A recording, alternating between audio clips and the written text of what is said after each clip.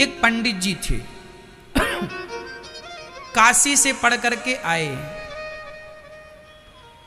घर आए तो पिता ने पूछा कि बेटा पाप का बाप कौन है। उन्होंने पूरे वेद पुराण उलट पलट लिए पर कहीं उन्हें पाप के बाप का नाम नहीं मिला। पिता ने कहा जा अभी और पढ़ के आवी, तेरी पढ़ाई पूरी नहीं, मेरे प्रश्न का उत्तर नहीं दिया मतलब तेरी पढ़ाई अभी पूरी, जा। उल्टे पांव बाप ने बेटे को फिर लौटा दिया, वो फिर काशी की तरफ चला।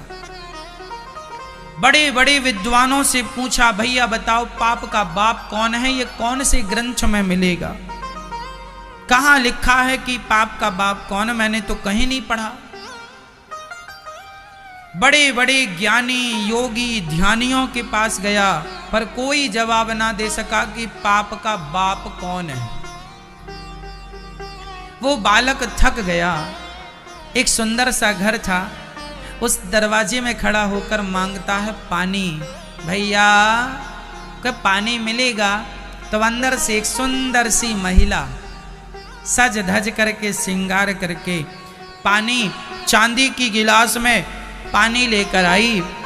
कहा लो पंडित जी पानी पी लो। पंडित जी बहुत थके थे, वह बालक थका था और पानी गट गट गट गट करके पी लिया। और जब पानी पिया तो पूछा कि ये घर किसका है, तो उसने कहा ये घर वैश्या का है,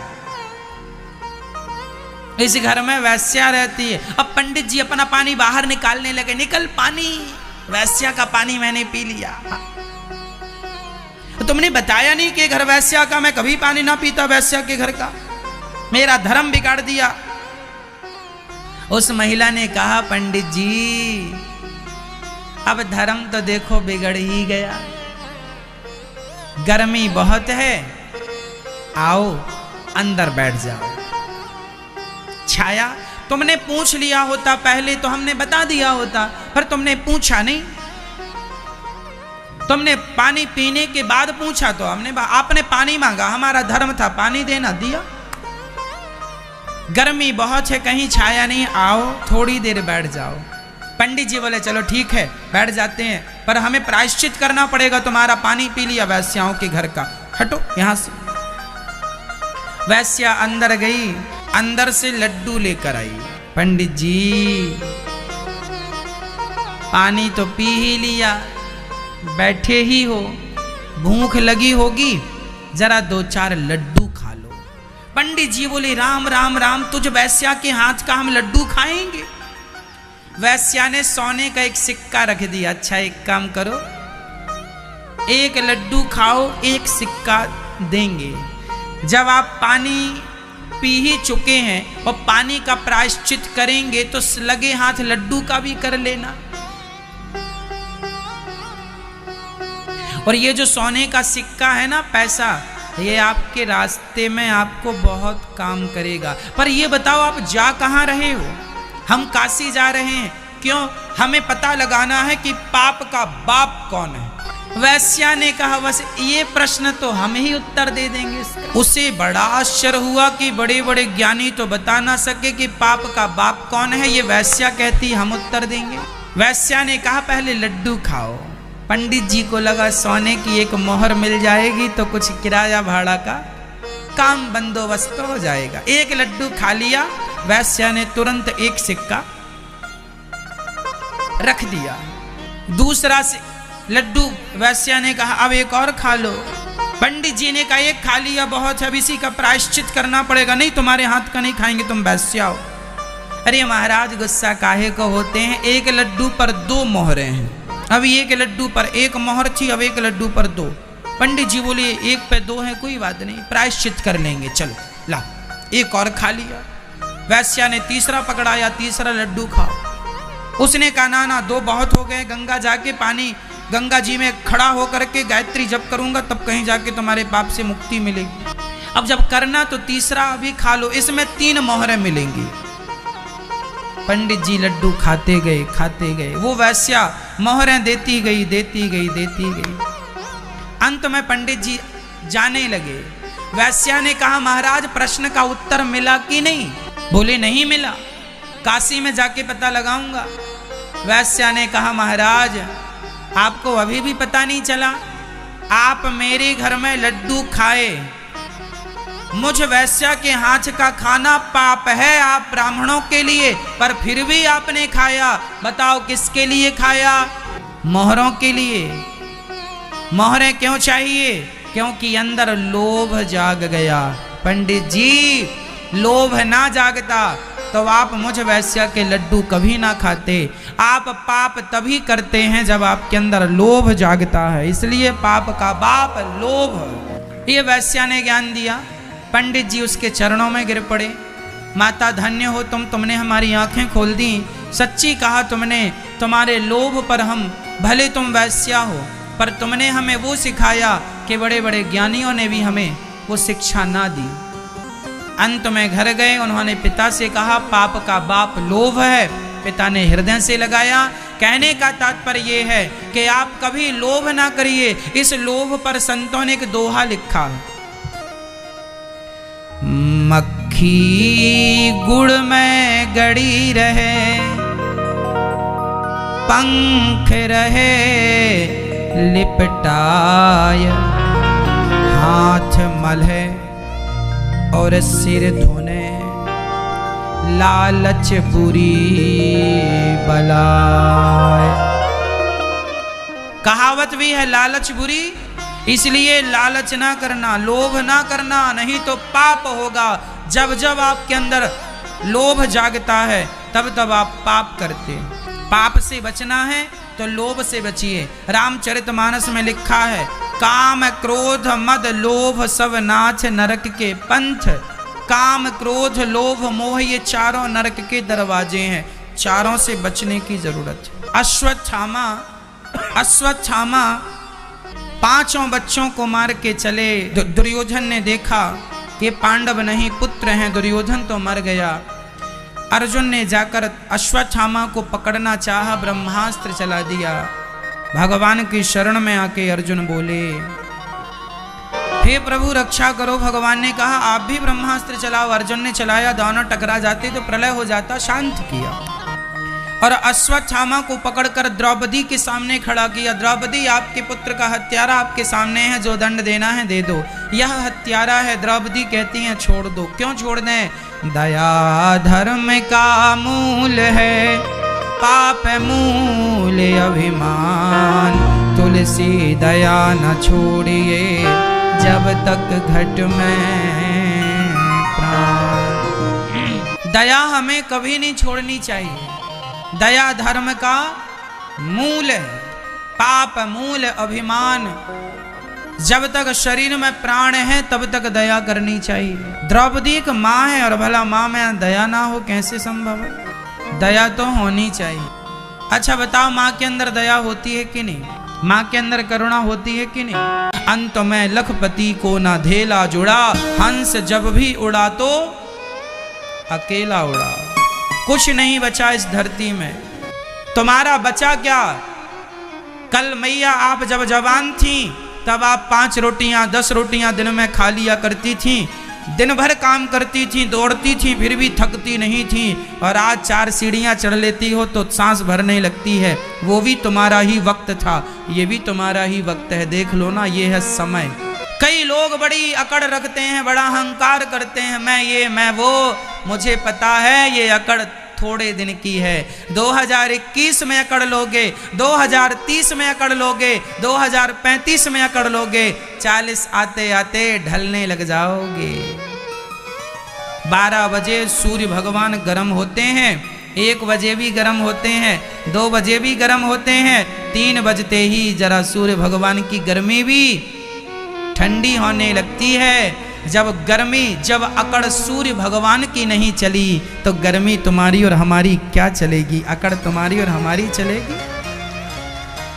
चढ़ता सूरज धीरे धीरे ढलता है, ढल जाएगा। यदि सूर्य ढल गया तो तुम्हारा वक्त भी ढल जाएगा, तुम्हारा लड़कपन भी ढल जाता है, तुम्हारी जवानी भी ढल जाती है और तुम्हारा बुढ़ापा भी ढल जाता है। समय तो आता है जाता है। इसलिए कहता हूँ कि हर समय मुस्कुराइए और समय अच्छा हो या बुरा हो सबसे व्यवहार अच्छे रखिए। कोई बात नहीं साहब, आज हमारा समय बुरा है पर फिर भी हम तुमसे राम राम करेंगे, और समय अच्छा हो जाए फिर भी हम तुमसे राम राम करेंगे, और फिर भी हम तुमसे वही बातें करेंगे, वही मोहब्बत से रहेंगे। ऐसा नहीं कि पैसा नहीं था तो हम आपके पास आकर बैठते थे और पैसा हो जाए तो हम आपकी तरफ देखें भी ना। इसलिए समय बदलता है, ये सत्य है, लेकिन तुम ना बदल जाना। तुम जिस दिन बदल गए तुम्हारा समय उसी दिन बदल जाएगा। इसलिए हर हाल में प्रसन्न रहा करो और भगवान का धन्यवाद दिया करो। अकड़ किसकी रही है कि तुम्हारी और हमारी रहेगी, जवानी किसकी रही है कि तुम्हारी और हमारी रहेगी, पैसा किसका रहा है कि तुम्हारा और हमारा रहेगा।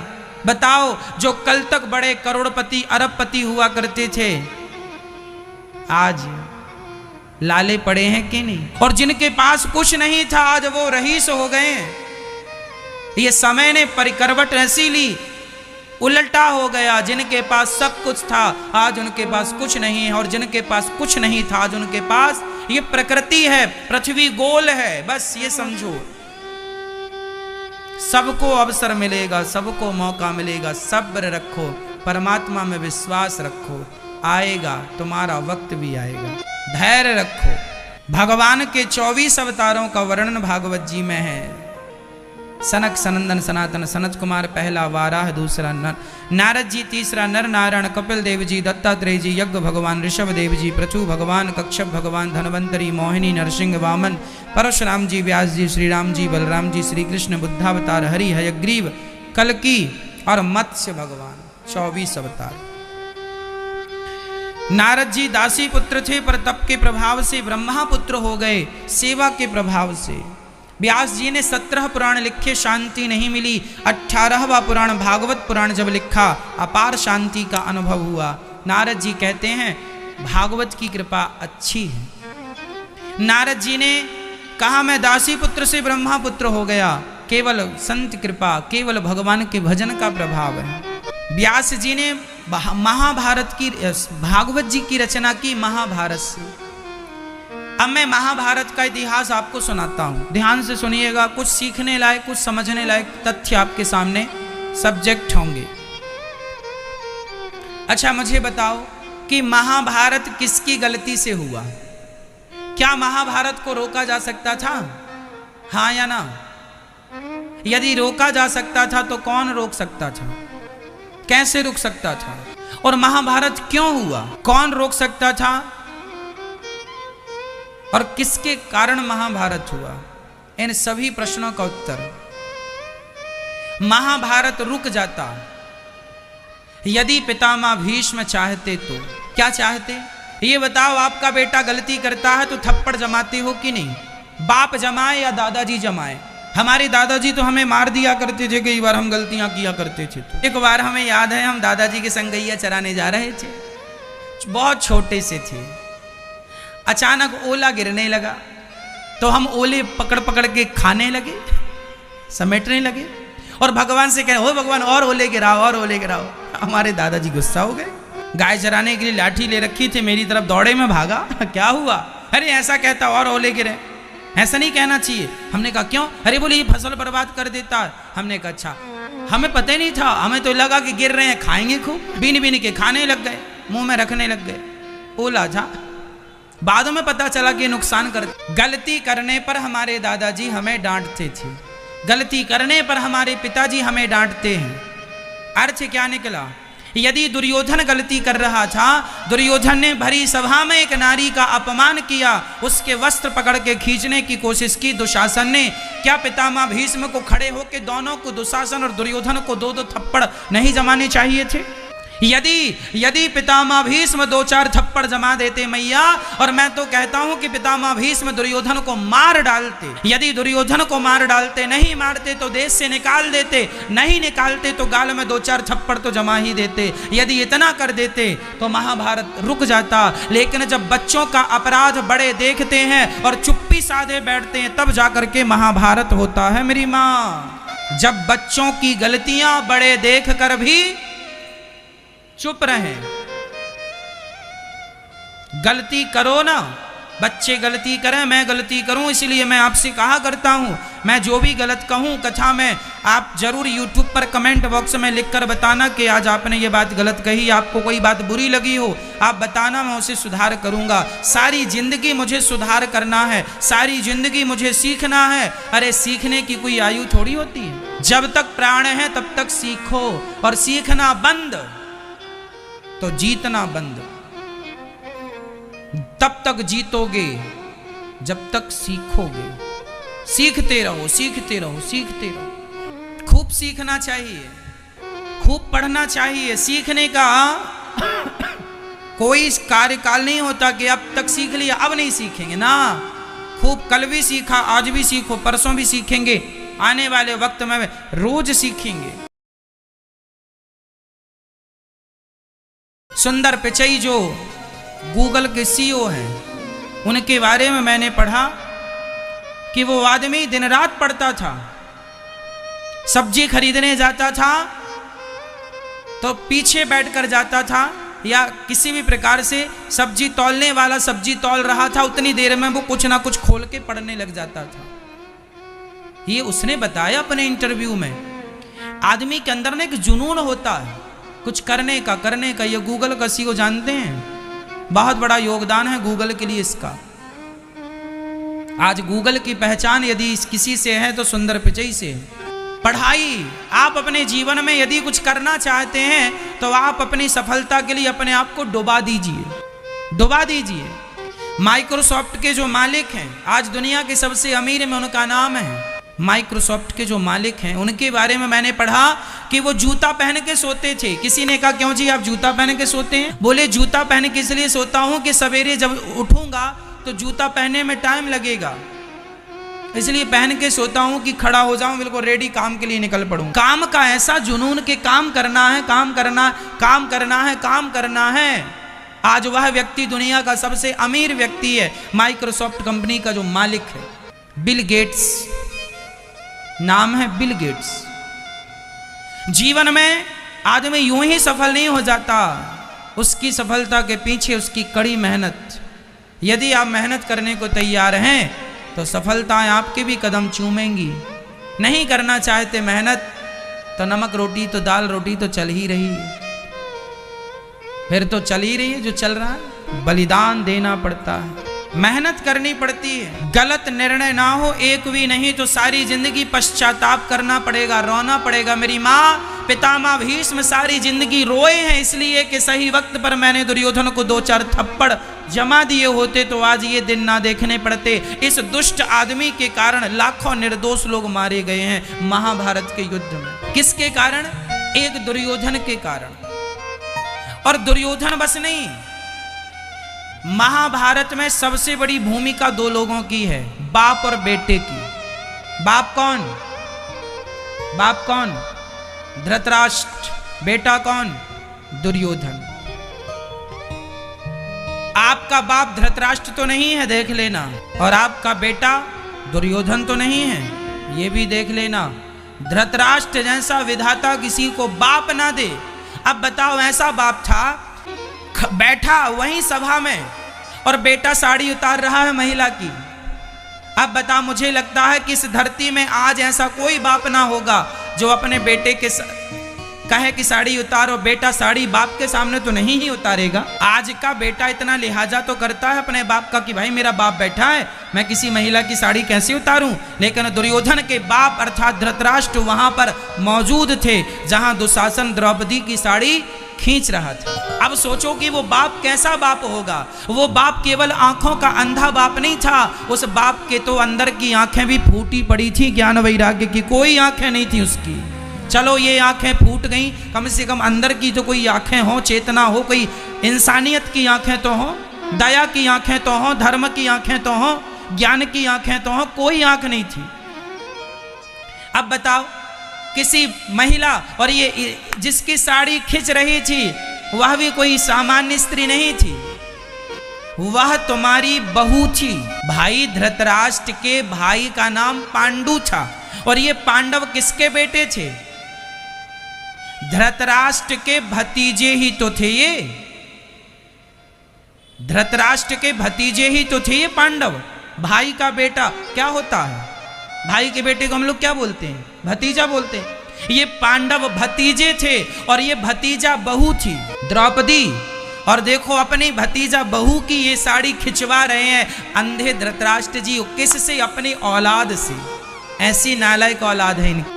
और ये चुपचाप बैठे हैं, और उस समय ये राजा थे। अरे राजा तो ऐसा होता है, न्याय करता है, लेकिन इन राजा के जीवन में कभी न्याय किसी के साथ हुआ ही नहीं।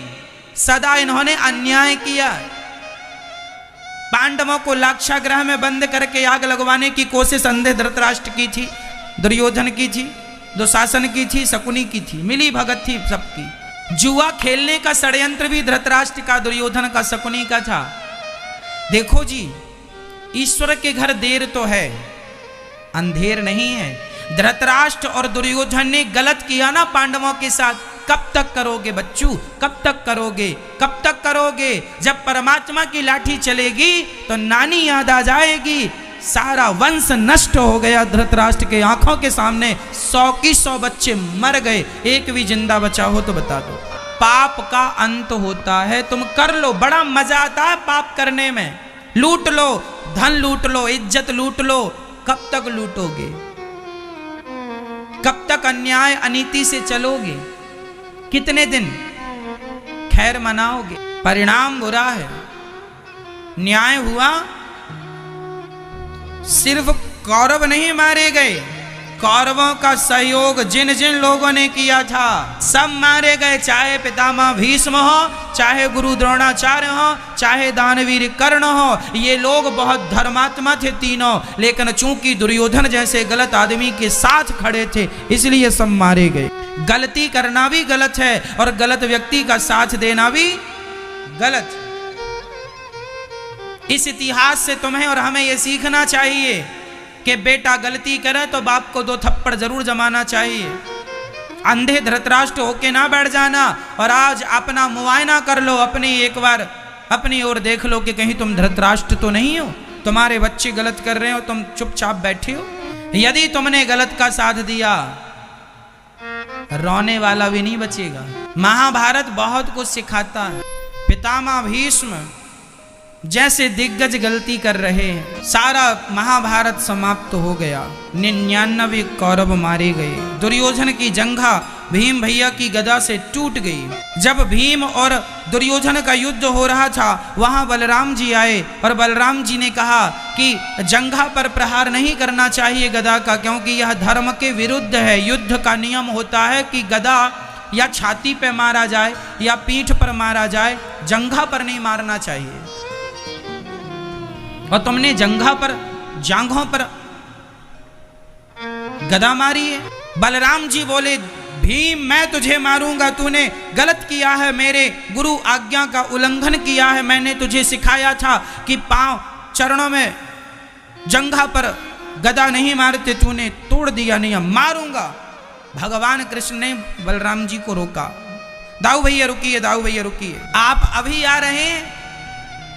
तब कहां थे जब द्रौपदी की भरी सभा में साड़ी खिंच रही थी और यही दुर्योधन कह रहा था, आजा मेरी जंघा पर बैठ जा द्रौपदी, आजा मेरी जंघा पर बैठ जा द्रौपदी। तब कहां थे आप? न्याय करना है तो सबके साथ न्याय कीजिए, केवल एक के साथ न्याय क्या होगा? भगवान कृष्ण ने कहा, भीम मारो इसे और इसकी जंघा तोड़ दो गदा से। बलराम भैया ने कहा, यह तो युद्ध के नियम के खिलाफ है, ये तो अधर्म है। तब भगवान श्री कृष्ण ने कहा, दाऊ भैया इस दुर्योधन से पूछो कि इसने कब कब कहां कहां धर्म का ख्याल रखा है। इसने अभिमन्यु को मारा है। एक महारथी से एक ही महारथी लड़ेगा, ये युद्ध का नियम था, लेकिन अभिमन्यु से 7 महारथियों ने एक साथ लड़ाई की। क्या इन्होंने धर्म का पालन किया? क्या एक स्त्री को अपनी किसी दूसरे की पत्नी को अपनी जांग में बैठने का निमंत्रण देना, क्या यह धर्म था? जब इसने धर्म का पालन नहीं किया गया तो इसके लिए भी धर्म का पालन नहीं किया जाएगा। अधर्मी को अधर्म से मार देना ही धर्म है। अधर्मी को अधर्म से मार देना ही धर्म है। जब तुमने धर्म का पालन नहीं किया तो हमसे उम्मीद ना करना कि हम तुम्हारे साथ धर्म का व्यवहार करेंगे, पालन करेंगे। इसलिए बलदाऊ भैया वहां से चले गए और महाभारत का गुरु द्रोणाचार्य जी भी अधर्म से मारे गए हैं, दानवीर कर्ण भी अधर्म से मारे गए हैं। प्रश्न खड़ा हुआ, क्यों? इस धर्म युद्ध में अधर्म का क्या काम? भगवान से सवाल किया गया। किसी ने कहा, प्रभु ये तो धर्म युद्ध था, धर्म क्षेत्र कुरुक्षेत्र। गीता का पहला अर्थ क्या है? गीता का पहला अर्थ, पहला शब्द क्या है? वाक्य क्या है? गीता का पहला श्लोक क्या है? जानते हैं गीता कहां से शुरू होती है? गीता का पहला अध्याय, पहला श्लोक ये है, धर्म क्षेत्र कुरुक्षेत्र समवेता युतुत्सवा। गीता कहां से स्टार्ट हुई? धर्म से। परंतु एक बात और है, धर्म केवल पांडवों के पास था। कौरवों ने पग पग पर धर्म का उपहास किया है, धर्म की मर्यादा को तोड़ा है। और जब आप धर्म तोड़ेंगे तो देखो फिर हमसे उम्मीद ना करना। आप हमसे 1 लाख झूठ बोलें और आप हमसे उम्मीद करें कि हम आपसे सत्य बोलें। अधर्मी एक अभिमन्यु को मारने के लिए 7 महायोद्धा, उसमें गुरु द्रोणाचार्य भी थे, दानवीर कर्ण भी थे, दुर्योधन दुशासन और जयद्रथ भी था। एक आदमी से लड़े। उस समय अभिमन्यु की उम्र केवल 20 वर्ष की थी, 20 साल का छोटा सा बालक कह सकते हैं, 20 साल का बच्चा था। और उसे मारने के लिए उस समय गुरु द्रोणाचार्य जी की आयु कितनी थी? उस समय गुरु द्रोणाचार्य जी की आयु थी 700 वर्ष। उस जमाने में आयु लंबी हुआ करती थी। गुरु द्रोणाचार्य जी की आयु कितनी थी? 700 साल के थे। और दानवीर कर्ण कितने बड़े थे? दानवीर कर्ण तो धर्मराज युधिष्ठिर से भी बड़े थे, कुंती पुत्र ही तो हैं। और ये खुद का भतीजा कर्ण को पता था कि अभिमन्यु कौन है। कुंती ने युद्ध के पहले बता दिया था कि तू मेरा बेटा है। बताया था कि नहीं? बताया था कि तू मेरा बेटा है और पांडव तेरे सगे भाई हैं। और जब पांडव सगे भाई हुए तो अर्जुन का बेटा अभिमन्यु कौन हुआ? सगा भतीजा हुआ कि नहीं? सगे भतीजे को मार डाला कर्ण ने। ये कैसा तुम्हारा युद्ध है? चलो धर्म से मारते तो समझ में भी आता, निहत्थे आदमी को मारा है। जबकि युद्ध का नियम बनाया गया था कि जिस योद्धा के हाथ में अस्त्र शस्त्र ना हो उस पर प्रहार नहीं करना है। और एक योद्धा से एक ही योद्धा युद्ध करेगा, 2 3 4 नहीं करेंगे। ये नियम बनाया था पितामह भीष्म ने, लेकिन सारे नियमों को कौरवों ने तोड़ दिया। जब धर्म की मर्यादा को तुम तोड़ रहे हो तो फिर हमसे उम्मीद ना करना कि हम धर्म का पालन करेंगे तुम्हारे लिए। और ये अधर्म किए थे ना जितने लोग, सब अधर्म से मारे गए, सब अधर्म से मारे गए। अधर्मियों के लिए धर्म नहीं होता, धर्म उनके लिए होता है जो शुरू से अंत तक धर्म का पालन करे। अधर्मी के साथ कैसा धर्म? यह युद्ध का नियम है, यही कूटनीति है। दुर्योधन तड़प रहा है, मौत आ जाती तो मर जाता, मौत आ जाती, कहां मौत आती है जल्दी से। तड़प रहा, जंघा टूटी पड़ी है। द्रोणाचार्य का पुत्र अश्वत्थामा आया। अश्वत्थामा बोला, मैं आपकी क्या मदद करूं? कहा कि मेरे से पांडव एक भी ना मर सके, मैं पांडवों को मरा हुआ देखना चाहता हूं। अश्वत्थामा चले पांडवों को मारने के लिए। जिनके रक्षक भगवान है, भला उन्हें कौन मारेगा? पर फिर भी रात्रि के समय पांडवों को भगवान ने उठाकर दूसरे शिविर में सुला दिया। भगवान देखो कितनी बड़ी रक्षा करते हैं अपने भक्तों की। पांडवों को दूसरे शिविर में सुला दिया। द्रौपदी के 5 बच्चे वहां आकर सो गए और अश्वत्थामा ने 5 बच्चों को पांडव समझकर 5 का सिर काट लिया। ये इतने बड़े आता था। ये देखो भले ज्ञानी है, ये गुरु द्रोणाचार्य जी का बेटा है। अश्वत्थामा कोई सामान्य ऐरा गहरा नत्थु खैरा नहीं है, पढ़े लिखे लोग हैं, सब विद्वान हैं, समझदार हैं। ये धर्म अधर्म की परिभाषा बहुत अच्छी जानते हैं। ये जानते हैं कि धर्म क्या है और अधर्म सब जानते हैं। लेकिन आदमी के अंदर जब लालच सवार होता है ना, लोभ, बताओ पाप का बाप कौन है? पाप के पिताजी कौन? मैया, आपके पिताजी का हम नहीं पूछ रहे हैं, पाप के कौन है बताओ। मैया बताओ पाप का बाप कौन?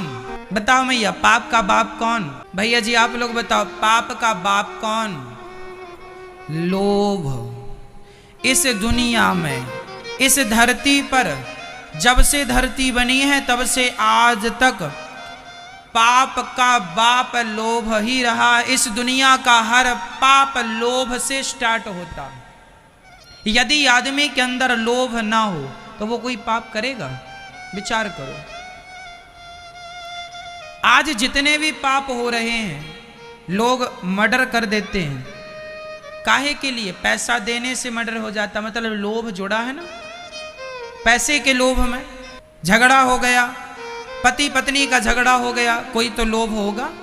जहां पाप हो रहा है वहां लोभ हो। लोभ है तो झगड़ा, लोभ नहीं झगड़ा नहीं। पाप तब है जब लोभ है। इसलिए हम कहते हैं पाप को कभी ना मिटाओ, लोभ को मिटा दो। लोभ मिट गया। माँ से बड़ा कोई धन नहीं है भक्तों, माँ से बड़ी कोई दौलत नहीं, माँ से बड़ी कोई संपत्ति नहीं। पर आज आप देख लीजिए ना, बच्चे अपनी माँ की सेवा करना नहीं चाहते, माँ की सेवा से भागते हैं। जिस माँ ने बेटे के लिए क्या ना किया, आज वही माँ बच्चे के होते हुए भी दर दर की ठोकर खा रही है। इसलिए हम आपसे केवल हाथ जोड़ के यही विनती करेंगे कि आप सभी लोग, अच्छा मुझे ये बताओ मैया, भगवान को खुश करना जरूरी है कि माँ बाप को? भगवान को तो बाद में भी हम खुश कर सकते हैं। कहाँ जा रहे हैं भाग के भगवान? पर माँ बाप को तो आप अभी खुश कर लीजिए, क्योंकि माँ आज है कल रहेगी इसकी गारंटी नहीं है। पर भगवान तो आज भी हो कल भी रहेंगे। इसलिए मंदिर में जाकर आरती उतारने से अच्छा है अपनी माँ को ही बिठाओ, उसे ही भगवान मानो और उसकी आरती उतारो। जो पुण्य करते हैं हम लोग वह हमारे संग चलता है। पुण्य ही हमारे को कभी मारो मत और आताताई को कभी छोड़ो मत। कुछ ऐसा करो कि दोनों काम हो जाएं। अश्वत्थामा को अपमानित करके उसके सिर की मणि निकालकर उसे नगर से निकाल दिया गया। अपने से बड़ों का अपमान करना ही, उनका तिरस्कार करना ही उन्हें मार देने के बराबर होता है। अर्जुन अश्वत्थामा गया और उसने उत्तरा पर, अभिमन्यु पत्नी उत्तरा पर ब्रह्मास्त्र चला दिया। उत्तरा दौड़कर भगवान की शरण में आई और भगवान से कहने लगी, तुरंत उत्तरा भगवान की शरण में आई। अच्छा देखिए कितनी बढ़िया बात है। जब उत्तरा पर संकट आया तो उन्होंने बिना देर लगाए भगवान की शरण में आ गईं। यही हम सबके लिए सूत्र है जीवन में, कि जीवन में जब भी संकट आए, कोई भी संकट आए, बिना देर लगाए भगवान की शरण में दौड़कर चले जाना चाहिए। रक्षा करो प्रभु, आप ही हमारे। उत्तरा गई और भगवान से कहने लगी, रक्षा कीजिए, पाहि माम पाहि माम। भगवान ने उत्तरा के गर्भ की रक्षा की और उत्तरा प्रसन्न होकर चली गई। जब भगवान द्वारिका जाने लगे तब कुंती ने भगवान से हाथ जोड़कर कहा, हे प्रभु मैं आपसे कुछ मांगना चाहती हूँ। हे कृष्ण वसुदेव देवकी पुत्र, हे यशोदानंद पुत्र, बताओ क्या आप मुझे दोगे? भगवान बोली, बुआ मांगो तो सही। आज कुंती बुआ ने भगवान से वह मांगा है जो हम सभी को सबक है, शिक्षा है। कुंती बुआ बोली, गोविंद आपने हमें इतना सुख दे दिया है, इतना सुख दे दिया है कि हम उस सुख को पाते ही हम आपको भूल चुके हैं। आपको हम भूल गए हैं, कुछ ऐसी कृपा करो नाथ कि बस आपका स्मरण होता रहे। हे नाथ, मैं आपको कभी भूलूं नहीं। भगवान का विस्मरण ही सबसे बड़ा दुख है और भगवान का स्मरण ही सबसे बड़ा सुख है। इसलिए सुखी होना है तो भगवान का स्मरण। जीव तभी दुखी होता है जब वह भगवान को भूल जाता है। सुंदर कांड की एक चौपाई है, जानत हूँ अस स्वामी बिसारी, फिर हित काहे ना होहि दुखारी। भगवान को याद करना, भगवान का स्मरण करना सबसे बड़ा सुख है और भगवान को भूल जाना सबसे बड़ा। कुंती बुआ ने कहा हमें ऐसी कृपा करो, हमें विपत्ति विपदः सन्तु नः शश्वत, तत्र तत्र जगद्गुरो भवतो दर्शनम यत् स्यात् अपुनर्भव दर्शनम। माता कुंती ने कहा हे श्याम सुंदर, ऐसी कृपा करो कि आपका स्मरण होता रहे, हमें विपत्ति दे दो। कन्हैया बोले माँ, जब से होश संभाला है आपने सिवाय दुख के कुछ नहीं पाया, पर अब सुख के समय पे भी दुख मांगती हो। कुंती बुआ ने कहा कन्हैया, जब जब जीवन में दुख आए हैं तब तब दुख से बचाने आप आए हैं और इसी बहाने बार बार मुझे आपका दर्शन करने का अवसर मिला है। और जब से सुख आया है आप एक बार नहीं आए। ऐसे सुख का क्या करूं जिस सुख में भगवान का दर्शन ना हो। ऐसे सुख पर पत्थर पड़े जो कृष्ण हृदय से जाए, बलिहारी व दुख की जो पल पल नाम जपाए। क्या करूंगा ऐसे, क्या करूंगी ऐसे सुख का। हे नाथ, हे गोविंद, हमें सुख नहीं चाहिए, हमें दुख चाहिए। ऐसा दुख जो कम से कम आपका स्मरण कराता रहे, आपकी याद दिलाता रहे। कुंती बुआ अंत में भगवान से कहती हैं, दुख भगवान ने कहा माँ मैं सब दे सकता हूँ, दुख नहीं दे सकता। भगवान अपने भक्तों को दुख कभी नहीं देते। मैया जी ये बताओ, क्या भगवान कभी अपने भक्तों को दुख देते हैं? मैया देते हैं दुख? नहीं। तो फिर आपको जो दुख देता है वो कौन देता है? दुख कौन देता है? हमारे अपने बुरे कर्म हमें दुख देते हैं। राम न मारे काहू को, पापी नहीं राम, आप से मर जाते हैं कर कर खोटे काम। को ना काहू को सुख दुख कर दाता, निज कृत्य कर्म भोग सब भ्राता। कोई किसी को सुख नहीं देता, कोई किसी को दुख नहीं देता। हर व्यक्ति अपने कर्मों के अधीन है और वह सुख या दुख भोगता है। समझ में आ रहा है? इसलिए कोई नहीं दे रहा है किसी को सुख दुख। भगवान किसी को दुख नहीं देते। आदमी अपने कर्मों से दुख पाता है, भगवान तो उसका दुख कृपा से कम करते। भगवान ने कहा माँ मैं दुख नहीं दूंगा। तब कुंती बुआ ने दूसरी चीज मांगी, हे नाथ फिर ऐसी कृपा करो कि मैं आपको कभी भूलूं नहीं। बोलो हे नाथ, मैं आपको कभी भूलूं नहीं। हे नाथ, मैं आपको कभी भूलूं नहीं। हे पतित पावन, हे करुणा निधान। मैया थोड़ा जोर से बोलो मेरी माँ, बोलो हे करुणा निधान, हे पतित पावन, हे दीनानाथ, हे भक्त वत्सल, हे कृपा सिंधु, हे ईश्वर, हे परमात्मा, हे प्रभु, मैं आपको कभी भूलूं नहीं। हे बिहारी जी, हे जगन्नाथ जी, हे द्वारिकाधीश जी, हे सांवरिया सेठ जी, हे प्रभु, हे ठाकुर जी, हे बद्रीनाथ जी, हे सांवरिया सेठ जी, हे विठलनाथ जी, हे राधा रमण जी, मैं आपको कभी भूलूं नहीं, कभी ना भूलूं भगवान को। इसके बाद भगवान ने कुंती मां पर कृपा की। अब भीष्म पितामह बाणों की सैया पर लेटे हुए, पांचों पांडव पहुंच गए। पितामह भीष्म से कहा, भगवान ने कुछ उपदेश करो इन लोगों को। पांडवों को उपदेश किया, अपने जीवन में बुरा मत करना, बुरा होते मत देखना। द्रौपदी हंसने लगी, वाह पितामह क्या ज्ञान। अच्छा मैया एक बात बताएं, समझा देना, ज्ञान दे देना बहुत सरल है, पर उस ज्ञान पर अमल कर लेना, उसे चरितार्थ कर लेना जरा कठिन है। द्रौपदी हंसने लगी, पितामह कह रहे हो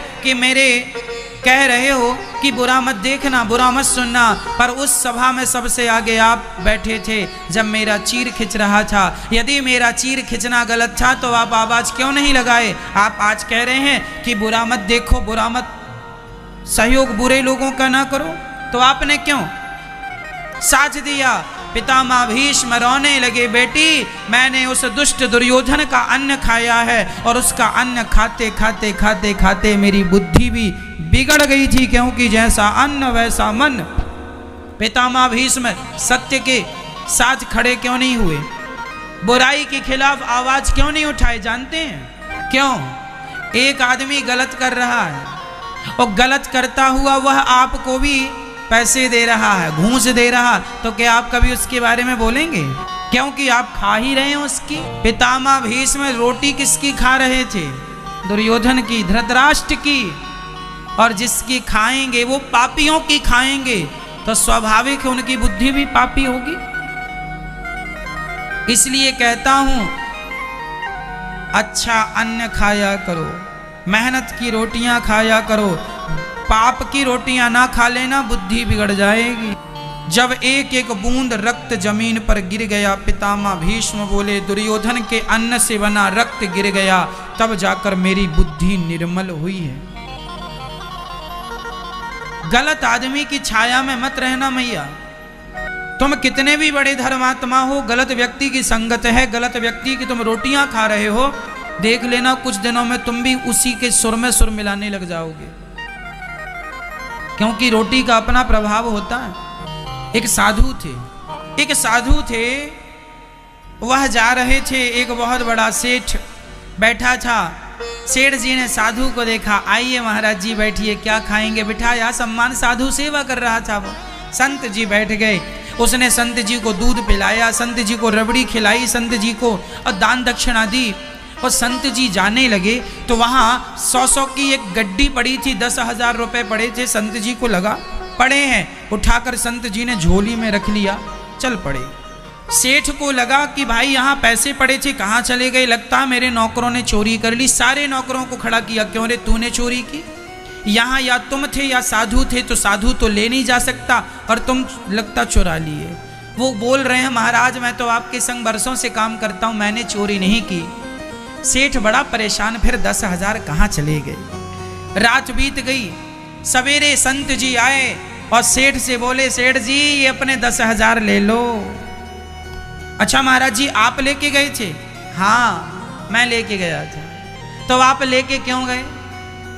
अरे भाई तूने रबड़ी खवाई थी ना, तूने अपना भोजन करा दिया ना मुझे। और सच्ची बताना, तू यहां बैठ के चोरी करता है कि नहीं? तू जब किराने की दुकान पर किसी को तौलता है सामान ना, थोड़ा थोड़ा कम तौलता है, सच्ची बताना चोरी करता है कि नहीं? सेठ ने कहा, महाराज मैं आपसे झूठ नहीं बोलूंगा, मैं चोरी करता हूँ। 1 किलो का पैसा लेता हूँ, 900 ग्राम सामान देता हूँ।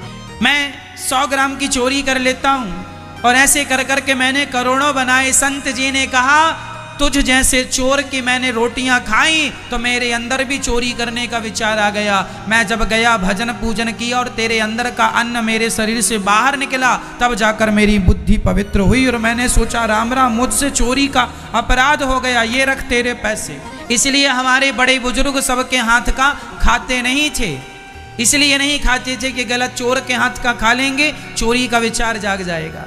भ्रष्टाचारी के हाथ का खा लेंगे। भ्रष्टाचारी मन भ्रष्टाचार करने का सोचेगा और किसी वैश्या के हाथ की रोटी खा लेना मैया या भैया, तुम्हारे अंदर भी काम जरूरत से ज्यादा ना जाग जाए तो कह देना।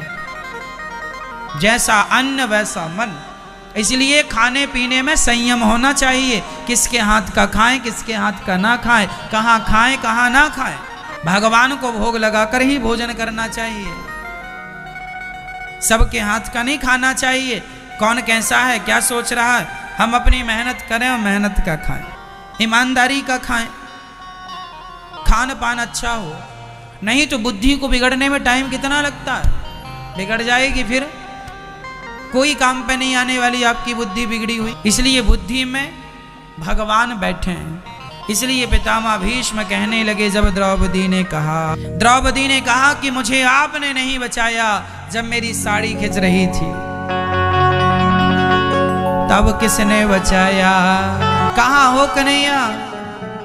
जब दोनों हाथ उठा करके कहा कि पकड़ लो हाथ बनवारी, नहीं तो डूब जाएंगे। हे गोविंद नहीं आए तो लाज मेरी नहीं, अब जाए न लाज हमारी, अब जाएगी लाज तुम्हारी। हे गोविंद मेरी लाज है ही कितनी, अब तो आपकी जाएगी लाज। यदि भक्त की लाज चली गई तो वह भक्त की लाज नहीं, वह भगवान की लाज जा रही है। तुरंत भगवान प्रकट हो गए द्रौपदी की साड़ी बढ़ाने के लिए। साड़ी खिंचती गई, ढेर लग गया। दुशासन बोला कि साड़ी बीच नारी है कि नारी बीच साड़ी है कि साड़ी ही की नारी है कि नारी ही की साड़ी है। द्रौपदी ने कहा, मूर्ख, ना साड़ी बीच नारी है, ना नारी बीच साड़ी है, ना साड़ी ही की नारी है, ना नारी ही की साड़ी है। ये तो वृंदावन बिहारी है जो चीर बनकर खिंचा जा रहा, खिंचा जा रहा। द्रौपदी की रक्षा उन्होंने की, हमारी और आपकी भी जरूर करेंगे, जरूर करेंगे। पितामह भीष्म ने भगवान की स्तुति की, तिमति रूप कल्पिता वितृष्णा भगवत सात्वत पुंगवे विभूमि। भगवान के श्री चरणों में अपने आप को पितामह ने समर्पित कर दिया। हे प्रभु, मेरी बुद्धि आपके चरणों में समर्पित हो जाए, मैं आपसे कुछ नहीं चाहता, मेरी मति मेरी बुद्धि निर्मल हो गई है। अब मैं अपने आप को आपके श्री चरणों में समर्पित कर रहा हूं, मुझे स्वीकार कर लो। उसके बाद भगवान द्वारिका गए हैं, जहां स्वागत हुआ, परीक्षित का जन्म हुआ है। और परीक्षित के जन्म पर भगवान ने उन्हें आशीर्वाद दिया है। धृतराष्ट्र गांधारी का वन में जाना विदुर जी के द्वारा उपदेश देकर युधिष्ठिर को भगवान के जाने का अपशगुन होना, और परीक्षित ने दिग्विजय प्राप्त की। पांचों पांडव जब भगवान धरती छोड़कर, धराधाम छोड़कर जाने लगे, जब चले गए तो कुंती ने, माँ ने जब ये सुना कि चले गए भगवान, तो प्राण निकल गए। माँ कुंती भी रही नहीं। सच्चा प्रेम क्या है? अपने प्रेमी के बिना प्राण निकल जाए, यही सच्चा प्रेम है। उसके बिना क्या रहना। पितामह कुंती बुआ चल गई, भगवान के धाम चली गई, और पांचों पांडव स्वर्गारोहण के लिए निकल गए। आज पूज्य श्री अनिरुद्धाचार्य जी महाराज ने हम सभी लोगों को बहुत ही उत्तम एवं शिक्षाप्रद कथा सुनाई है। आशा करता हूँ कि इस शिक्षाप्रद कथा से हम सभी लोग कुछ न कुछ शिक्षा अवश्य ग्रहण करेंगे और अपने जीवन को सुखी और सात्विक बनाने का प्रयास करेंगे। मित्रों, अगर आपको यह शिक्षाप्रद कथा पसंद आई हो तो वीडियो को लाइक करें और अधिक से अधिक लोगों को शेयर भी करें, जिससे और भी लोग महाराज जी की इस शिक्षाप्रद कथा से शिक्षा लेकर अपने जीवन को सुखी बना सकें। मित्रों, अगर आपने अभी तक हमारे चैनल को सब्सक्राइब नहीं किया है तो हमारे चैनल को तुरंत सब्सक्राइब भी कर लें, जिससे आपको नोटिफिकेशन के माध्यम से महाराज जी के शिक्षाप्रद कथा तुरंत प्राप्त हो सकें। मित्रों, तो कल फिर किसी शिक्षाप्रद कथा के साथ आप लोगों के समक्ष प्रस्तुत होंगे। तब तक के लिए जय श्री राधे।